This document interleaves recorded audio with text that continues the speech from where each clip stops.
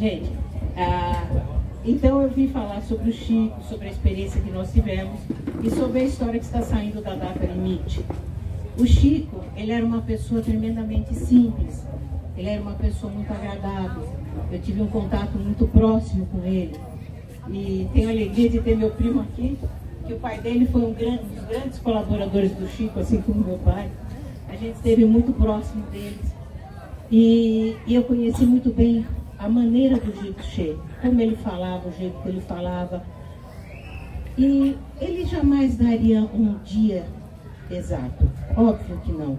Ele nunca fez isso. Ele quis mostrar que nós estamos num caminho que muitas vezes é perigoso. Esse caminho da discórdia, esse caminho da briga, esse caminho da discussão. Nós tivemos mesmo aqui no Brasil uma discussão imensa. Eu vejo que o mundo às vezes está dividido. Eles começam a se dividir. É o branco, é o preto, é o roxo, o amarelo, é o azul, o verde. Isso é muito triste. Data limite. O que é data limite? O primeiro que falou sobre esse tipo de data limite, não o dia em si, mas a situação do ano 2019, foi Nostradamus. Não sei se vocês sabem. O Nostradamus, ele previu que poderia ter uma grande guerra de extermínio, onde não sobraria nada nem ninguém. E ele disse que também não tinha problema se não tivesse a guerra, porque viria um asteroide que iria devastar o planeta e não ia sobrar um ser humano vivo. Óbvio que nem tudo ele acertou e tudo ele falava também por metáforas. Certamente isso não procede. Não acredito que amanhã todos nós vamos para o espaço. Eu brinco com isso, eu faço gozação, mas realmente eu não acredito que ninguém vá para lugar nenhum. O que está acontecendo é o que está acontecendo há algum tempo. O que está acontecendo? As pessoas, de repente, começam a cair as máscaras. Isso já desde algum tempo. Não sei se vocês percebem, mas o que tem lá dentro começa a aparecer, começa a ser visível, começa a se tornar visível. Vamos falar até sobre essa parte de os celulares, que ninguém mais sabe viver sem. Nem eu que tenho 70 anos não sei mais viver sem. Vejo o paciente pelo celular, vejo tudo pelo celular. Então, o que está acontecendo com os celulares, gente? Todo mundo sabe tudo de todo mundo. Pois é. Então, embora todo mundo seja feliz no Facebook, gente, as pessoas não conseguem se esconder mais muito. Eu sou psicóloga clínica, trabalho há 40 anos. Sei lá, me formei em 75, faz as contas que eu já nem sei. Então, eu vejo uma coisa muito interessante acontecendo. Os pacientes não conseguem mais esconder o que eles fazem. As pessoas ficam sabendo. Outro dia eu tive até uma coisa tragicômica. Uma menina que foi no consultório e ela estava muito brava. Por quê? Porque o namorado falou que não ia estar lá, porque ele estaria, não sei, não era festa é onde ele estava, não. Ele estaria num curso, uma coisa assim. E tudo bem, é óbvio que ele não botou a fotografia dele na festa, nem morto, né? Mas uma amiga dele colocou uma fotografia onde ele estava. E daí, ela, curiosa e cismada com ele, o que ela faz? Ela vai procurar nos amigos dele e encontra a carinha dele. Isso daí está sendo a coisa mais comum. Facebook e Instagram é o grande propulsor dos divórcios e desquites e separações que tem hoje em dia. É uma coisa impressionante, porque não são só os jovens, embora os jovens estejam muito mais... tem mais facilidade, né? A gente já tem uma dificuldade um pouquinho maior de mexer com isso. Mas eles têm muita facilidade. Mas não são só eles. Outro dia eu estava com um paciente meu que era muito antigo, ele tratou comigo há 30 anos atrás, 35 anos atrás, voltou, que tem mais problema, e de repente ele pega o celular e diz assim: veja uma coisa, Zelinda, me tira o celular e me mostra. Eu disse assim: meu Deus, já chegou. Então já chegou para todo mundo. As máscaras estão caindo, tudo está caindo. As pessoas não estão conseguindo mais esconder muito o que elas são. Escondem por um determinado tempo, mas não sempre. E o que acontece disso, gente? Acontece que a gente tem que se modificar. Ou a gente aprende a ser mais verdadeiro, ou a gente vai ter problema. E daqui a pouco, as nossas máscaras caindo, se tiver uma coisa muito ruim por baixo da máscara, vai ser complicado para a gente encarar.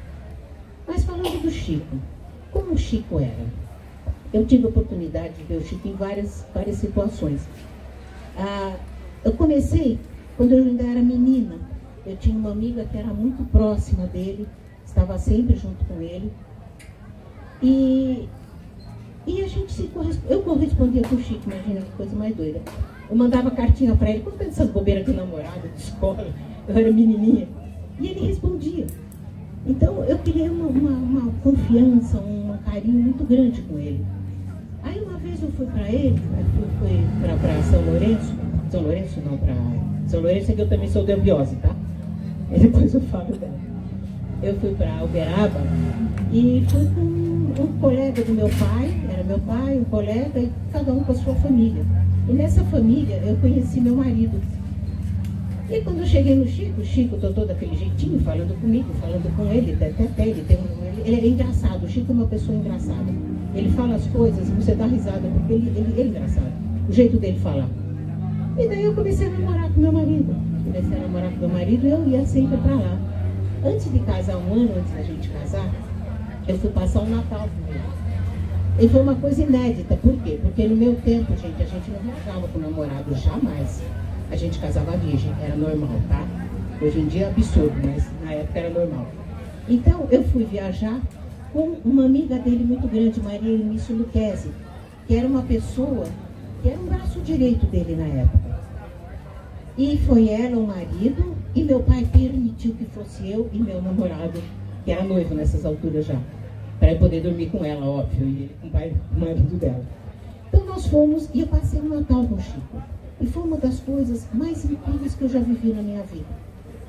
Por quê? Foi completamente diferente do que tudo que eu conhecia. O que eu conhecia de Natal? A gente sai, faz uma porção de compra, dá um trabalho do cão, você tem que lembrar de fulano, se esquece de ciclano, ele fica bravo, e você tem que fazer o jantar, e tem o... É complicado. O Natal, normalmente, o Natal que eu conhecia era um Natal complicado. Aí eu cheguei lá, a primeira coisa que ele fez foi, conversou com a gente, e nós fomos uns velhinhos. Eles chamavam os Homens do Caminho. Era um pessoalzinho muito simples, era um centro que era de chão batido, terra. E tinha aqueles bancos, sabe aqueles bancos compridos que tem em escola, coisa e tal, aqueles banquinhos compridos, não tinha nem cadeira assim, nada. E a gente sentou, sentei eu aqui, o Chico aqui, meu marido aqui, né? Só tínhamos nós de fora. Não existia ninguém que fosse de fora de Uberaba, só eu e meu marido, foi em 69. E a gente ficou lá conversando, e ele olhando para aqueles velhinhos, olhou para mim e disse assim, não são lindos? Eu disse assim, pô, Chico, é lindo mesmo, né? Que velhinhos, mais bonitinhos. Ele disse assim, eles foram apóstolos. E eu fiquei olhando aqueles velhinhos, sabe, com aquela camisa puidinha, mas limpinha, arrumadinha, todo mundo com muito respeito. Eu fiquei encantado. E os velhinhos tinham uma deferência tão grande pelo Chico, que eu fiquei pensando, se esses daí são os apóstolos, quem é esse que está aqui do meu lado? Com tanta reverência que eles tinham. Realmente alguém muito diferenciado. E nesse dia, depois dos velhinhos, coisa e tal, foi uma sessão pequena e linda. Muito simples e muito linda, daquelas que você nunca mais esquece. Aí nós fomos fazer o que ele chamava de peregrinação. E a gente ia de casa em casa, pela frente, o Chico lia, pegava uma passagem do Evangelho, lia para aquela família, que normalmente eram famílias necessitadas, e uma turminha, que aliás meu primo fez muitas vezes parte dela, ia por trás e levava os mantimentos para essas pessoas que precisavam. E eu olhei, né, aquela cara de interrogação, puxa vida, será que está certo? É assim mesmo que se faz? Ele olhou para mim e disse assim, sabe, seu linda, antes do evangelho você precisa encher a barriga. E eu disse assim, não é que ele tem razão? É isso mesmo, não dá para ser só uma coisa, tem que ser as duas. Depois disso, daí nós fomos para a festa. O que era a festa? Ele abriu as portas do centro, tinha uma mesa bem grandona, cheia com aquele pessoal dele. Não tinha ninguém de fora, tínhamos só eu, meu marido e o casal amigo nosso. E sentamos ali todos juntos, ali na frente, aquele pessoal todo chegando, sentou. E foi onde eu tive a revelação mais linda do mundo, que eu nunca tinha pensado. Bem, na verdade, eu estudei em colégio de freira, gente, mas eu nunca tinha pensado nisso. De repente, depois do jantar, entra uma pessoa com um bolo grande, cheio de velas, e começaram a cantar parabéns. Eu olhei aquilo, ele olhou para mim e disse assim: Zelinda, é o aniversário do Jesus. Eu nunca tinha pensado nisso, é verdade. A gente comemora tudo, menos o aniversário daquele que a gente reverencia, né? Então, foram essas experiências que de alguma maneira tocaram muito a minha alma. E daí continuamos aí no Chico, tivemos várias experiências, coisas interessantíssimas. Uma vez, uma tia, a tia do teu pai, que era alemã, ela chegou, ela estava lá em São Tomé, olha eu, em Uberaba com a gente. E ela começou a falar, mas ela só falava naquele alemão, sabe aqueles, não é bem o alemão o correto, é aqueles que eles falam nas ilhas, Isso, é dialeto, os dialetos. E de repente eu vejo o Chico respondendo. Eu olhei aquilo e assim, pô, meu, como é que ele sabe esse alemão? Ele tinha coisas que não dava pra gente acreditar, é impressionante. Quando a gente tomava cafezinho lá no centro deles, o que ele fazia? Ele dava o cafezinho na mão da gente e o café tinha gosto de perfume. Acho que todos aqui sabem que a Sheila era a mentora espiritual dele, né? Todos conhecem isso. E era uma coisa mais linda. E na casa dele, ele sempre costumava, quando a gente ia, ele fazia de manhã uma sessãozinha para a nossa família só. A gente estava bem próximo, né? Então de manhã ele fazia a sessão para a gente. E era uma coisa impressionante, tinha um cheiro de perfume que aparecia de tudo quanto era lado. Da onde? Não sei, talvez isso seja menos importante, mas a gente ficava meio espantado com aquilo tudo. E a gente comprava água, sabe esses litros de água que a gente compra no bar, fechado, de plástico? A gente comprava e levava de manhã. Colocava ali do lado. E quando a gente ia em casa e abria a água, ela tinha um gosto de perfume que era tão difícil de tomar. Demorava um ano, gente, para aquilo acabar. A gente chegava na metade, a gente enchia de água. Chegava na metade, a gente enchia de água. Demorava um ano. E aquela água, parece que quando você bebia, era uma parte dele que vinha com a gente. Era uma coisa realmente muito, muito, muito, muito, muito linda. Depois, aí foi o dia que eu fiquei noiva. E foi um noivado bastante diferente, porque eu fiquei noiva na casa do Chico. Já que a gente se conheceu em Uberaba, já que começou toda essa história em Uberaba, a gente ficou noiva na casa dele. Ele fez o almoço pra gente. Ele sabia cozinhar, viu? E cozinhava bem. Ele fez o almoço e fez o nosso... Não era bolo de noivado, era pavê de noivado. Um pavê gostoso pra caramba, geladinho. E a gente comeu pavê, coisa e tal. E naquele dia ele escreveu um texto que depois, muito mais tarde, veio a ser a nossa vida. Exatamente o que eu e meu marido fizemos. Foi a coisa mais linda do mundo. E não só nós lá. Tem muito, muito, muito lindo. E depois eu casei. E quando eu casei, ele fez questão, ele veio, ele foi meu padrinho de casamento. Não na igreja, claro, mas no cartório. E foi muito interessante, porque você via ele numa festa com a gente e a gente via a alegria dele. A alegria de ter visto que participou desde o começo. E a nossa alegria de ver que uma pessoa como ele se predispôs a vir e ser padrinho no meu casamento. Meu Deus, quem sou eu para isso? Então é uma coisa que emociona a gente. Eu tive várias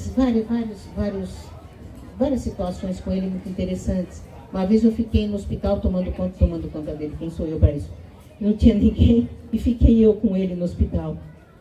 Foi no Santa Catarina. E eu fiquei a tarde inteira com ele. Acho que era a Nega era outra amiga dele que estava, ela tinha que fazer não sei o quê, e eu fiquei cobrindo ela, fiquei lá com ele. E foi uma coisa muito incrível, eu ainda não tinha casado dessa vez. Então ele pegou minha mão e ficou de mão dada comigo. Eu olhei para ele e disse assim: sabe, Celina, as pessoas não acreditam, mas a energia da Virgem é muito grande. E essa daí a gente recebe. Eu falei assim: meu Deus, quem sou eu para isso? Para dar energia para um homem desse. Mas quem também sou eu para ser tão prepotente de achar que a gente não pode receber? Todos nós podemos. Até ele. Então, isso foi mais uma lição que eu recebi. Sem prepotência. Porque no fim a gente acaba tendo umas que não deve ter, né? Né, primo? Bom, então daí quando veio à tona essa história da data limite, eu olhei aquela história dia, o Chico falando dia, mês e ano, eu percebi, quem olhar nos filmes do Chico, eu estou em todos. Eu participei dos dois, aliás, nossa família inteira ia, tá? Não era só eu, de jeito nenhum, a família inteira ia. E eu participei de todos, Pinga-Fogos e tudo isso. Ele não fala em data limite, ele não fala dia 20, ele fala que que teve a pousada do homem pousou na lua, do dia, mas ele não determina de jeito nenhum.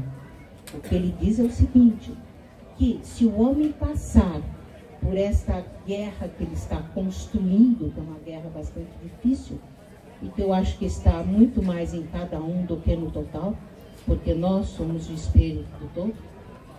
Se a gente conseguir passar, virá uma época de grande evolução, de grandes possibilidades, inclusive na área eletrônica, área elétrica, toda essa coisa que está acontecendo aqui agora, que, a bem da verdade, eu tenho 70 anos, a gente não sabe muito bem mexer com isso, não, me viram. Mas ele fala sobre isso, e fala também sobre a vinda dos ETs.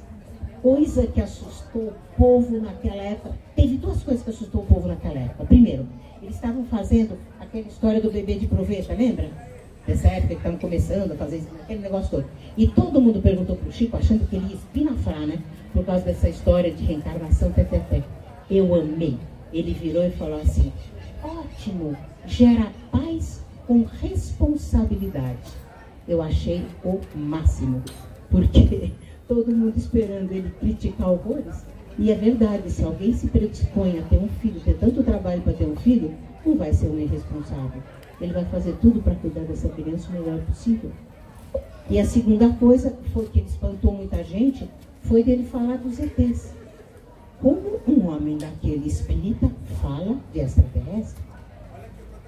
E, gente, me perdoe, nós estamos aqui também por causa disso, não é? Eu acho que essa cidade é conhecida como a cidade dos ETs. É a cidade em que existem muitas aparições, muitas coisas diferentes. É uma cidade que todo mundo que vem aqui dificilmente sai igual. Eu, pelo menos, não conheço ninguém. E tem uma outra coisa, uma característica dessa cidade maluca aqui. Ou ela aceita ou ela rejeita. Eu já vi muita gente chegando, virando as costas e indo embora. E ela bota para fora mesmo. De várias maneiras. E também gente virando. Por exemplo, teve uma moça que eu mandei para cá, mandei conhecer, nem vou dizer para onde ela foi, mas ela entrou numa história aí, e ela telefonou para mim e disse assim, Zelinda, estou indo embora da cidade. Eu disse assim, tudo bem, você não gostou, não tem problema. Aí ela disse para mim, estou indo, vou pegar um ônibus e vou embora. Legal. Aí no telefone no dia seguinte, não tinha ônibus hoje, não sei o quê, não tinha ônibus amanhã, conclusão, ela está até aqui. Até hoje ela está aqui. Nunca mais foi embora. Então, é muito estranho. O que toca essas pessoas? O que mexe essas pessoas? Eu sei que certamente tem algo muito profundo aqui. Não sei dizer o que é. Não seria prepotente para dizer que eu acho que o que é. Mas é um foco. Como existem os pontos de acupuntura que a gente tem no nosso corpo, eu acho que no nosso planeta também existem esses pontos. E esse é um deles. Isso também foi o que eu aprendi na eubiose. Eu entrei na eubiose quando eu tinha 13 anos. Eu fui criada dentro da casa da Dona Helena, que Helena já tinha acabado de morrer professor. E eu fui criada dentro da casa da Dona Helena quando ela morava em São Paulo. Eu estava toda semana, pelo menos uma ou duas vezes a gente estava. E a eubiose falava muito das 7 cidades sagradas. E esta é a 5ª cidade. Meu amor, caça, não sei, eu me perco. Eu me perco, eu vou falar, não esqueço. E esta daqui é a 5ª cidade. Eu sempre tinha escutado falar de São Tomé das Letras, e como das outras cidades, mas a minha mãe era a sacerdotisa da eubiose. E era a sacerdotisa de Conceição do Rio Verde. Então, pela minha origem, eu deveria ir para lá. Esse daqui que eu tenho é o medalhão de sacerdotisa que eu herdei dela. Que a dona Helena, quando consagrou, ela consagrou na casa dela, lá em São Paulo, perto da aclimação. E ela olhou para minha mãe, olhou para mim e disse assim: um dia ele vai ser teu. Um dia minha mãe me deu. Era sacerdotisa de Conceição do Rio Verde. E pela minha origem eu teria que ir para Conceição do Rio Verde. Mas a gente não escolhe São Tomé. São Tomé escolhe a gente. Isso não existe, é bobagem dizer, eu escolho para lá. Filha, ele te bota para fora se ele não quer, ele te bota para dentro se ele quer. Mas não é assim, não? Aí quem sabe. Então, meus santos,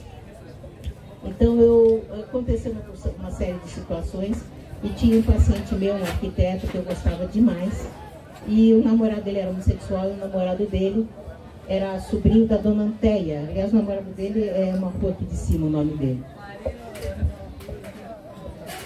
O Marcos de Almeida Jorge. E esse meu paciente, esse arquiteto, ele começou a me falar sobre São Tomé. Ele disse: eu sei, minha mãe é da Ubiose, minha mãe já me falou de São Tomé, de Maria da Fé, da mão de cidades, né? São 7 cidades. Ele começou a comentar comigo, esse sobrinho da dona Anteia veio lá. E esse meu paciente morreu. Morreu. E até é interessante, porque esse anel que eu sempre uso, sempre, é o anel de formatura dele de arquitetura. Que ele me deu na hora da morte. Disse: toma conta, porque essa pedra para mim é valiosa. Eu nunca tive dinheiro, jamais. E eu disse assim: bom, agora eu vou precisar conhecer São Tomé. É que naquela época, 30 anos atrás, São Tomé não tinha assim muitas acomodações muito confortáveis, digamos assim. Meu marido não ia ficar na casa de ninguém, nem que eu quisesse. Então, daí quando aconteceu, eu disse assim: quer saber? Eu vou, você quer ir, você vai, você não quer ir, eu vou. Ele morreu, eu vou lá.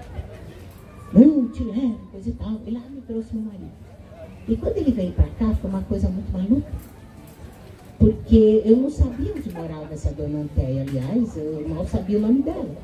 Sabia que era Anteia, o resto eu não sabia mais nada. Aí quando eu cheguei, quando eu estava entrando aqui, alguma coisa me falou: nossa, você está voltando para casa. Eu achei muito louco aquilo, porque, gente, eu moro em São Paulo, do lado do Clube Pinheiros, não tem nada a ver com isso. É um outro mundo completamente diferente. Assim, bom, que seja. E daí vim pra cá. Vim pra cá e ficamos ali no Arco-Íris, era a única pousada que dava pra ficar na época. Fomos no Arco-Íris e fomos visitar essa senhora, mas eu não sabia onde ela morava. Aí eu falei pro meu marido: eu vou perguntar por aí. Ele disse: tá bom, você vai pegar no primeiro bar e vai perguntar onde é que é. Eu disse: vou sim. Entrei no primeiro bar, perguntei: sim, dona Anteia mora ali embaixo. É diferente, né, gente? Isso daqui é uma cidade onde todos se conhecem. Eu moro em São Paulo, lá eu não sei nem quem é meu vizinho, praticamente. E daí nós falamos com ela, coisa e tal, conseguiram lá tomar um encontro muito lindo, que ela brincou, ele abraçou e disse assim: nossa, vim te conhecer aqui, minha filha. Foi muito interessante. Daí nós subimos, conversamos com ela e fomos andar por aí. A gente estava aqui nessa pousada, na Arco-Íris, e nós fomos seguindo o caminho onde tem a montanha. E quando a gente ia, e tem um detalhe, eu tenho, vocês sabem que eu tenho um monte de bicho da rua, né, que eu cato aí, que eu monto. E eu tinha em São Paulo um gatinho da rua que tinha acabado de morrer. E eu tinha comprado um quadro, que era um espelho do antiquário, e tinha 7 camadas de tinta, eu tirei e botei na sala. E meu filho mais velho tinha pavor daquele quadro, porque ele disse que saía ET de dentro. A ideia. E daí o gatinho do meu filho morreu, e ele disse que tinha um amigo ET, e brigou com o amigo ET, porque não salvou o gatinho dele, e nós vamos para cá nessa ida. Aí nós estamos subindo a montanha, um pedacinho da montanha, e tem uma pedra redonda, e tinha um gatinho em cima. Aí adivinha, né? Botei a mão assim, o gatinho subiu no meu braço. E meu marido já desesperado: pelo amor de Deus, mais um gato não, chega, não aguento mais de bicho. E eu disse assim: não vou largar o gatinho não, me desculpe. Daí eu vi uns cachorros, coisa e tal, disse: bom, pelo menos vou botar em cima do muro. Botei em cima do muro. Quando eu voltei, o gatinho estava andando no meio dos cachorros. Aí ele começou a fazer um passinho esquisito, e meu marido falou assim: vamos seguir o gatinho. E nós fomos seguindo o gatinho. E quando a gente seguiu o gatinho, que a gente tem um morrinho que sobe, né? De repente tinha uma luz enorme brilhando, enorme. E nós ficamos com aquela cara de paulista assustado. O que é isso, meu Deus do céu? E aquilo ficou brilhando e de repente piscava e de vez em quando parava e mudava de cor. E começou a se movimentar. Aí entrou, se vocês forem para lá, vocês vão ver que tem uma montanha. Entrou atrás da montanha, eu fui andar, ele fez assim e continuou. E parou ali na frente. Eu fiquei olhando para aquilo e a gente não sabia o que era aquilo. Dava até medo, né? Pode acontecer. Mas ficou lá um tempo, brilhou, mudou de cor várias vezes e fez, sumiu. Ainda passou o povo da cidade, que eu mostrei, e ele sumiu. Bom, passou, fui falar com aquela senhorinha, a dona Antéia. Conversei com a dona Antéia, o que aconteceu, papapá. Contei para ela, ela disse assim, sabe, Zelina, nesse horário mais ou menos costuma aparecer muita coisa na cidade. Faz uma coisa, volta de lá, se é da eubiose que nem eu sou, ela também era da eubiose. Você sabe que às vezes essas energias usam os animais para se fazerem comunicação, para darem as direções.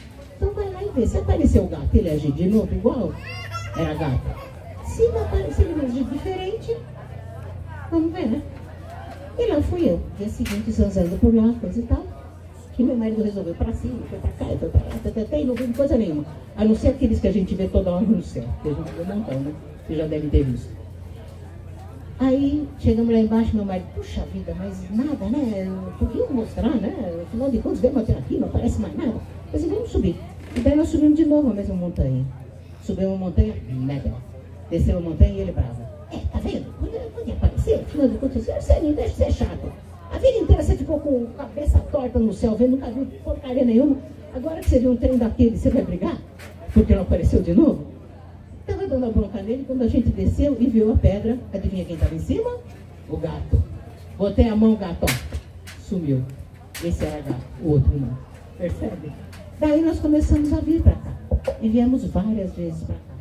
E uma das vezes que nós viemos, daí a gente fundou um instituto. Eu tenho um instituto. Aliás, eu me apresentei, né? Esqueci tudo bem. Eu tenho um instituto que chama Instituto de Pesquisas Psíquicas e Médicas. Nós montamos esse daí, depois que aconteceu uma série de coisas em São Paulo. Meu marido é engenheiro, eu sou psicóloga, tá? E daí tem uma turma do instituto e nós viemos para cá, com um pessoalzinho pequeno. Primeira vez foi muito pouco, tinham 13 pessoas. 13 justinho. Cidade estava vazia, zero. Ninguém. Tem mais 3 aqui na cidade. E daí nós resolvemos subir a montanha para fazer um treinamento. O nosso instituto é Pesquisas Psíquicas e Treinamentos Mentais. Resolvemos fazer um treinamento lá em cima, fomos subindo a montanha, e o padre daqui, que não era o Luizinho que é o de lá, o padre daqui, começou a tocar quítaro. Música que a gente usava no... Eu já imaginou um padre tocando quítaro? Tocando. E nós fomos subindo com aqueles quítaros da vida. Chegamos lá, começamos a cada um para um lado, Quando, de repente, a gente olha para baixo, e olhando para baixo, começou a formar luzes, parecia uma estrada. E eu não conhecia São Tomé bem. Eu achei que era uma estrada. Eu disse, olha só, a iluminação da estrada, né? Depois não é nada, é a fazenda do... sei lá de quem é uma fazenda. Aí, de repente, um cada lado olhando as coisas, vira o Lauro. O Lauro, hoje ele tem a pousada do lado da minha, depois eu conto isso. Lauro vira e fala assim, gente, venha ver isso. Quando a gente viu, eu não sabia direito onde era, porque ainda não conhecia São Tomé tão bem. Hoje eu sei que é do lado onde nós temos a Cidade das Estrelas, Cantagalo.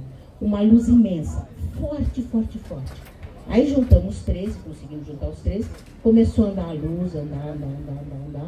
Até que ela chegou bem em frente do cruzeiro e ela fez um movimento. E foi como um foco de luz nós 13. Foi a coisa mais impressionante que nós vivemos na vida. Quando acabou aquele foco de luz, que eu não sei nem quanto tempo demorou, eu fez some. O Rogério, que não é o Rogério, meu Rogério, Rogério Oliveira, eu posso falar até o nome dele porque não se importa. Ele é um engenheiro de Campinas, que tem um negócio de TI lá, uma empresa de TI. Ele ficou bronzeado. Aí a gente até assustou, né? O bronzeado assusta, né? E eu não sei, isso foi uma coisa tão grande que mexeu tanto com a gente, que até hoje está todo mundo aí. A partir daí, muitas coisas aconteceram, foi uma doideira, foi um mundo muito maluco. A gente começou a vir para cá. Primeiro, eu caí do... Eu vou contar essa história. Então, eu estava eu aluguei uma casa porque eu não falava em público, tá? Eu simplesmente nunca, eu tinha horror de falar em público, horror. Então eu não falava. Mas daí eu tinha feito um trabalho de cabala grande, e eu tinha que apresentar e não tinha saída.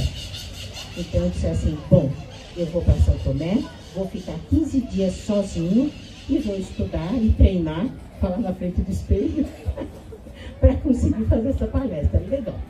Beleza, vim para cá. E aqui, não sei se vocês sabem como é que é quando a gente aluga a casa. A gente chegou e ainda ninguém saiu, né? Então você tem que esperar as pessoas saírem para tomar casa. Eu aluguei uma casa da Francisca, lá em cima. Aí ela saiu.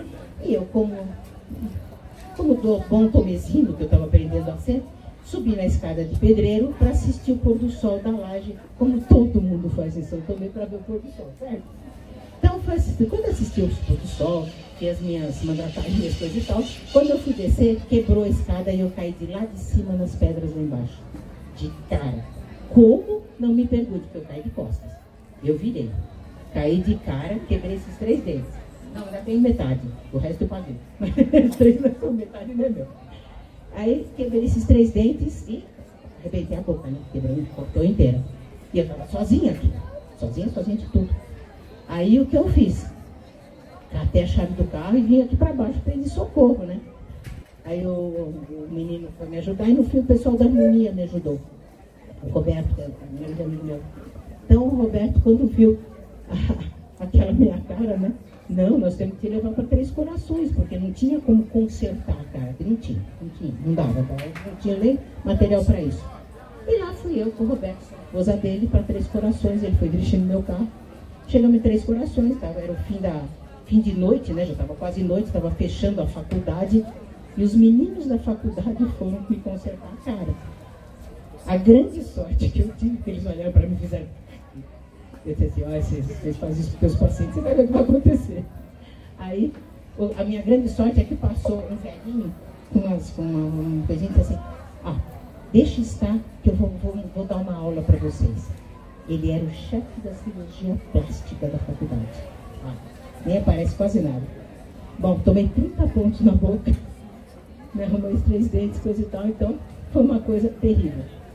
Isso daí foi no dia 21 de maio de 1992. Aí, a partir disso daí que eu acabei ganhando uma casa do meu pai aqui em São Tomé, porque eu quebrei a cara, ele ficou bravo que eu não contei pra ninguém, fiquei uns 15 dias escondida aqui, sem falar pra ninguém. Aí, ganhei a casa dele, que é a casa ali em cima, que hoje em dia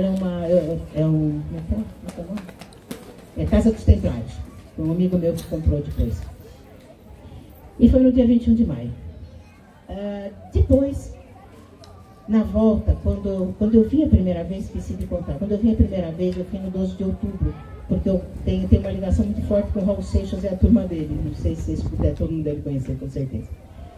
Eu tenho uma ligação muito forte, casei o filho dele, eu tenho uma amizade muito grande com o mestre dele, eu fiz regressão para ele um monte de vezes. São muito meus amigos. E a primeira vez que eu vim para São Tomé, eu tive que voltar correndo, porque eu vim sozinha, eu tive que voltar correndo porque minha sogra morreu em São Paulo. No mesmo dia, 12 de outubro. E eu rodei na estrada. Rodei. E era volta de feriado, chuva, não sei como não aconteceu nada. Tinha alguém lá em cima que gostava da gente fazer assim no carro, porque era ônibus, era precipício, era montanha e não aconteceu nada com a gente. E meu sogro morreu alguns anos depois, no dia 21, que foi o dia que eu caí do telhado. Ou seja, as 2 vezes que eu quase fui para o espaço. Meu marido brinca comigo. Ele disse que eu matei o pai e a mãe dele, porque foram os meus 2 dias sagrados. Juro que não foi. Mas daí, a partir daí, eu comecei a vir. Eu sempre vou estar aqui dia 21 de maio e dia 12 de outubro, que é onde hoje em dia eu faço até minhas bruxas, que é um círculo de mulheres que vem sempre para cá. E como é que aconteceu a Cidade das Estrelas? Numa história dessa, meu marido veio para cá, foi quando morreu o meu sogro, coisa e tal. E daí ele veio fazer um retiro sozinho.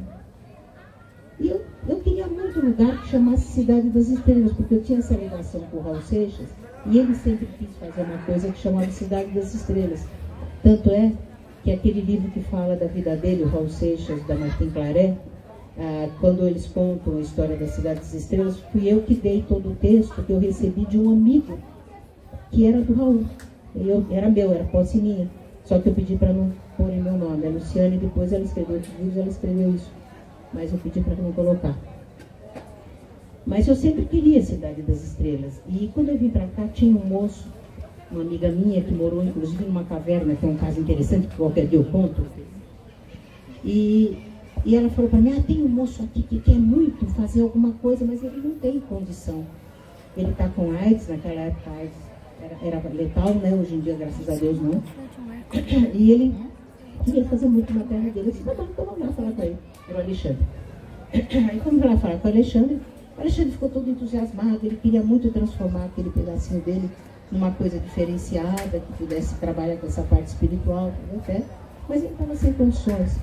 Eu cheguei em São Paulo toda feliz com meu marido, né? Você não sabe, vou entrar. E ele é engenheiro, pé no chão, né? Ele para mim disse assim, você é louca, né?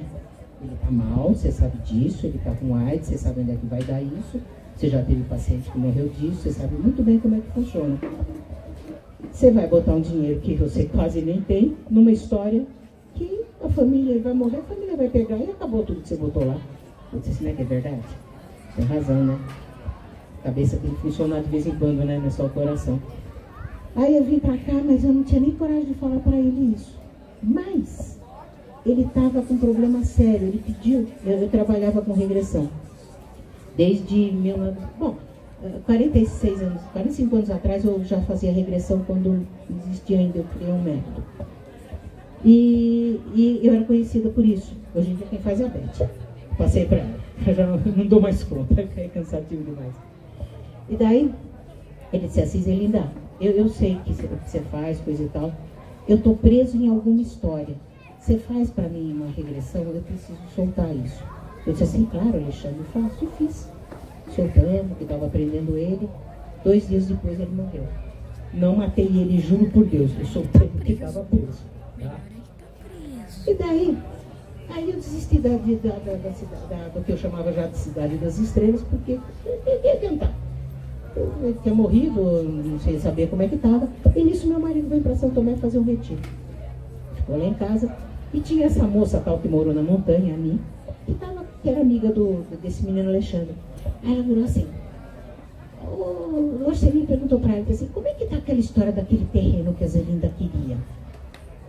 Eu disse assim, ela disse assim, não sei. A família quer vender, mas não está. Está na hora já, baixinho? Me avisa, hein? Não, depois eu pego. Obrigada, amor. Aí ela disse assim, mas ninguém está podendo comprar, coisa e tal, mas a família voltou para vender. Aí ele disse assim, então tá bom, então eu vou comprar para a Zelinda, eu vou dar de presente para ela. Isso ele comprou numa cachoeira lá embaixo, lá em casa, tem a cachoeira do Aratron, que ele tinha tido uma visão muito interessante. Então eu vou comprar para a Zelinda. Aí ela falou, olha que coisa mais doida, como São Tomé é maluco. Ela virou para ele e falou assim, o Alexandre, antes de morrer, deixou um papel comigo escrito, carimbado, registrado, coisa e tal. E se fosse para a Zelinda era outro preço, que ele queria que ficasse com ela. Para a Zelinda é metade do que ele está pedindo para o resto. Mas eu só podia falar depois que comprasse, porque senão eu ia querer comprar pelo valor, entendeu? Essa foi a primeira. Daí nós viemos para conhecer a Cidade das Estrelas, para ver lá. E meu marido conversando comigo, então, você lembra daquela porteira, não sei o que lá? Eu disse assim, eu não conheço a Cidade das Estrelas. Eu nunca tinha ido para lá. Eu ganhei a Cidade das Estrelas sem nunca ter visto. Eu não sabia o que era. E o mais interessante, quando eu ganhei a casa na cidade, que meu pai falou, que eu cheguei com a cara toda costurada, né? Ele queria me matar porque eu não tinha contado para ninguém. E ele disse assim, você nunca mais vai nessa porcaria dessa cidade. Eu disse assim, ó pai, eu sempre fui, eu nunca te desobedeci, não sei se mesmo, eu era quadradinha. Nunca te desobedeci, mas eu vou te desobedecer. Eu amo aquela cidade mais do que qualquer coisa. Se você me der uma viagem para a Europa e uma casa lá, eu fico com a casa, de longe. Ele olhou para mim pela primeira vez tão sério, ele me levou a sério. Ele olhou para mim e disse assim, pode comprar, a casa é tua. Aí o que eu fiz? Olha que coisa mais doida. Eu pedi o dinheiro que ele ia me dar, eram 5.500 cruzeiros na época, não me esqueço nunca. E mandei por correio para o Silvio. Você lembra do Silvio? Mandei para ele. Ele que me comprou a casa, você acredita? Era o bêbado da cidade. mas era o meu grande amigo. E mandei pelo correio. Fiquei conhecida na cidade por essa loucura, aquela maluca da cidade que mandou o dinheiro pelo correio. E ele me comprou a melhor casa que poderia pelo dinheiro que eu tinha. Ninguém acreditava, era o bêbado da cidade, mas era meu amigo. Então, foi uma coisa incrível, porque as duas coisas que eu tive em São Tomé, eu não escolhi, nem conhecia e ganhei. Então é o que eu digo para vocês de São Tomé, ninguém está aqui impunemente, viu? Se alguém está aqui, é porque alguma coisa aceitou, chamou, e alguma mudança vai fazer dentro de vocês. Podem ter certeza, mundo novo, aqui dentro, ó, não está aqui fora. Se mudar aqui dentro, aqui fora muda. Né? Pensa nisso. Tá na hora, né? Tá bom. Posso ler um trem para eles? 2 segundos. Tá dentro do buffet. Segura pra mim. É que quando eu peguei hoje de manhã... Esse aqui foi meu último livro. Ah, meu Deus, 169 reais. Isso daqui, obrigada. Isso daqui eu escrevi em 1999. Vai ser a última coisa que eu vou falar para vocês. O mundo está maluco. Estou passando por uma situação muito difícil. Estou perdido, não sei o que fazer. Estou vivendo muitas mudanças. Vamos ver se vocês conhecem isso daqui. Meu dinheiro está acabando e eu não sei como recuperar. As pessoas estão muito agressivas. Ninguém mais respeita ninguém. Já nem tenho certeza de como agir. Tenho muito medo quando saio de casa. Não sei o que meu filho anda fazendo, ele está diferente. Eu estou assustada. Não durmo enquanto meus filhos não chegam. Quero fugir dessa cidade, sorte de quem consegue. Daqui uns anos eu vou me embora. Será que essa crise não vai passar nunca? 1999, novembro. Estas são algumas das muitas frases que escutamos diariamente. As pessoas percebem que estão ocorrendo mudanças e esta nova realidade os está assustando. Mas qual é essa realidade? Com a proximidade da chegada do próximo milênio, lembra? Esse daí já era para ter acabado, passaram para frente, né? Todas as ordens religiosas esotéricas falam em uma iminente alteração de consciência humana. Cria-se, propaga-se milhões de teorias apocalípticas caso não haja esta alteração, e explicam quais serão as suas consequências. As pessoas indagam, caso o pior aconteça, se conseguirão sobreviver de uma maneira ou de outra. Nesta necessidade de continuar a existir, perguntamos se pelo menos há vida após a morte. Vamos inverter esta pergunta para tentar responder. Há vida antes da morte? Vou propor a vocês uma brincadeira. Imagine um lugar onde tenha o costume de ficar só. E aproveite para observar onde realiza um encontro consigo próprio. Porém, desta vez, terá companhia. Olhe para a porta de entrada. Ela se abra e adentra o seu mundo particular, com suas vestes negras e sua foice, a imagem da própria morte. Ela penetra seu olhar seriamente e diz que vai dar a você, a partir deste exato momento, 72 horas. Ao final delas, com pontualidade, ela virá lhe buscar. Neste acordo existe uma condição: ninguém poderá saber dele. Caso contrário, ele levará você em 1 minuto. Agora, com sinceridade, analise a reação que você acha que terá. Pense nas várias opções possíveis. Revoltar-se contra o destino certo, sair de prumo, desesperar-se, ou passar o resto de seu tempo chorando e perguntando: por que eu? Tentar descobrir o que fez de errado para merecer isso. Dizer: que bom, vou sair deste planeta horrível. Contar logo para alguém o seu macabro encontro, porque assim ele virá buscá-lo e você ficará rapidamente livre desta ansiedade. Tentar encontrar alguma maneira de ludibriá-la. Sair matando todo mundo porque, afinal, já que você vai morrer, que os outros também morram. Ficar trancado em casa com sua família. Ficar trancado na sua igreja perdendo perdão e se arrependendo dos seus pecados. Deixar seus negócios na mais perfeita ordem para que sua família esteja segura e garantida financeiramente. Gastar tudo que tem e se divertir tudo que pode, seja lá como for. Falar tudo aquilo que tem vontade para todo mundo, inclusive para a família e para o seu chefe. Fazer toda a caridade do mundo para que se lembrem de você como uma pessoa muito boa e rezem pela sua alma. Traçar um plano para agir rapidamente e aproveitar da menor maneira possível esta oportunidade recebida e o tempo que lhe resta. poderíamos pensar ainda em 1000 outras atitudes a serem tomadas. Nosso objetivo é que você perceba qual poderia escolher e de que maneira reagiria neste momento. A partir desta situação, sua hierarquia de valores provavelmente já deve ter mudado. O que era muito importante deixou de ser, e o que muitas vezes foi postergado agora passa a ser vital. Nessa brincadeira, o objetivo é que você entenda quais valores e necessidades deixaram de ser tão preciosas e quais passaram a ser fundamentais nesta sua breve vida. Quando você não tem muito tempo de futuro, o enfoque muda. Você não pode traçar objetivos a longo prazo. Percebe que tudo que podemos fazer pelos ou com os nossos entes queridos agora está limitado a somente 72 horas.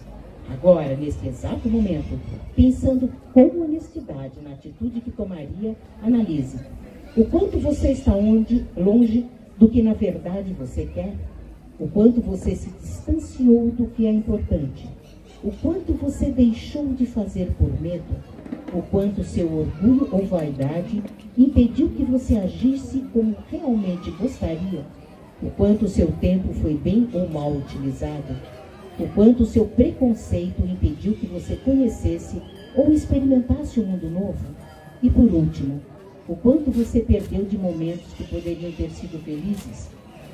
Se na hora do acordo você escolheu traçar um projeto e agir rapidamente, parabéns! Sua vida passou a ter sentido, criou metas a alcançar. Certamente nesses 3 dias, você irá se livrar de muita bagagem desnecessária que só pesa e atrapalha o seu caminhar em direção ao seu destino maior. E irá conhecer um outro mundo, uma nova realidade. A esta nova maneira de encarar o mundo, damos o nome de expansão de consciência. Se você teve outra escolha, pense com carinho nela. Não se julgue e nem aceite o colapso da sua consciência. Apenas tente compreender e alterar o que puder em seu comportamento e em seu próprio benefício. Lute a seu favor, nem que todo mundo esteja contra. Faça o melhor que puder. Afinal, não se esqueça, você tem apenas 3 dias. Fim da brincadeira, fique feliz. Você tem muita sorte, você ainda está vivo e por enquanto ainda há tempo para trabalhar na expansão da sua consciência. Não espere pelo futuro, aposte no presente. Ainda há muito tempo para ser feliz. Lembre-se de que pode entrar para o novo milênio com a consciência que escolher. Não esqueça, a escolha é sua. Hoje, isto tudo foi só imaginação. Gente, se vai acabar o mundo ou não vai, não sei. Para nós vai um dia, porque todos nós vamos morrer. Então, tanto faz. Vamos para frente, sem se preocupar com isso.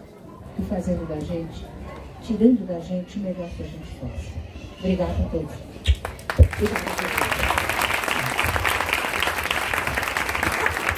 Gratidão, gratidão. Deixa eu perguntar uma coisa. Quem que se sente abraçado quando a Zelinda fala aqui na frente? Quem sente assim, parece que ela está falando para você, com você, sabe? Aquela coisa daquela mãe gostosa que vem conversar com você a hora que você precisa e ela olha nos seus olhos e ela fala aquilo que você precisa ouvir, né? Então é isso. Gratidão, gratidão. Nossa irmã, mais uma salva de palmas para a Zelinda. Por ter trazido aqui, tá desde o primeiro Festival Místico Esotérico aqui com a gente.